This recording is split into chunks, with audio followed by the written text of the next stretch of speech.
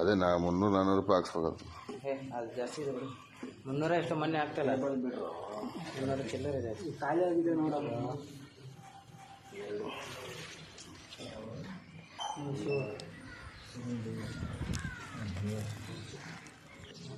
ನಾವು ದುಡ್ಡು ಕೊಟ್ಟರೆ ನಮಗೆ ಹೊರಗಡೆಯಿಂದ ಫೋನ್ 10,000 ರೂಪಾಯ್ದು ಫೋನು, ಸಾದಾ ಕೀಪ್ಯಾಡು ಮತ್ತು 20,000 ರೂಪಾಯ್ದು ಕ್ಯಾಮ್ರಾ ಸೆಟ್ಟು ಮತ್ತು ಗಾಂಜಾ, ಸಿಮ್ ಕಾರ್ಡು ಮತ್ತು ಸರಾಯಿ, ಬಿರಿಯಾನಿ, ಎಣ್ಣೆ, ಗುಟ್ರು ಬಾಟ್ಲಿ ಹೊರಗಡೆಯಿಂದ ಎಲ್ಲವೂ ತಗೊಬಂದು ಕೊಡ್ತಾರೆ.